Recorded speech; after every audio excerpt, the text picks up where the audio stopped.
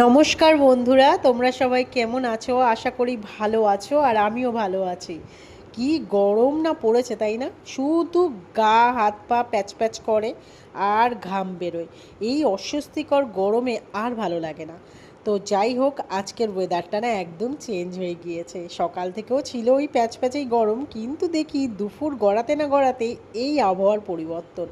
কি সুন্দর চারিদিকটা যে লাগছে, এত ঠান্ডা হাওয়া দিচ্ছে আর এই পুকুরের মধ্যে বৃষ্টি পড়ছে, দেখে তো পুরো মনটা জুড়িয়ে যাচ্ছে।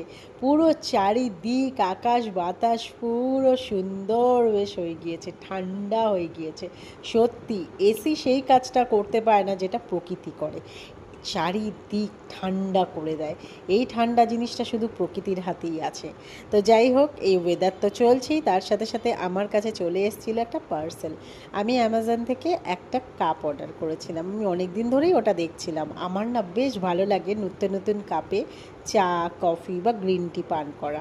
আমার গ্রিন টি অ্যাকচুয়ালি খেতে তো ভালোই লাগে, তো গ্রিন টি আমি সবসময় এই ধরনের কিছু একটা কাপে খাওয়ারই চেষ্টা করি। আমার কাছে আরেকটাও আছে, বাট এইটা আমি দেখেছি খুব কিউট লাগছিলো, তো আমি এটাও অর্ডার করেছিলাম। দেন তারপরে মিশো থেকে এসেছিলো দুটো ফুলদানি।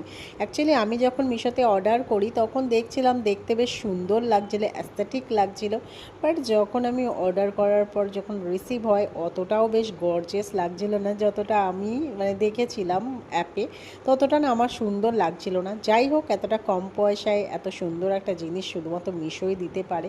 হতে পারে এটা হচ্ছে দেখে অতটা সৌন্দর্য ছিল না, বাট এটা ভালোই হয়েছে। মোটামুটি যা পয়সা নিয়েছিল সেই অনুযায়ী এই জিনিসটা ভালোই ছিল। তো তারপরে এই ভিউ এনজয় করতে করতে আমি দুপুরের লাঞ্চটাও কমপ্লিট করে নিই।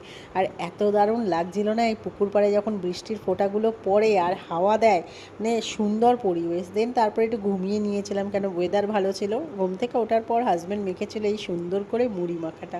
তো চলো, আজ ভিডিওটা এই পর্যন্তই। ভালো লাগলে প্লিজ একটা লাইক করো অ্যান্ড চ্যানেলটা সাবস্ক্রাইব।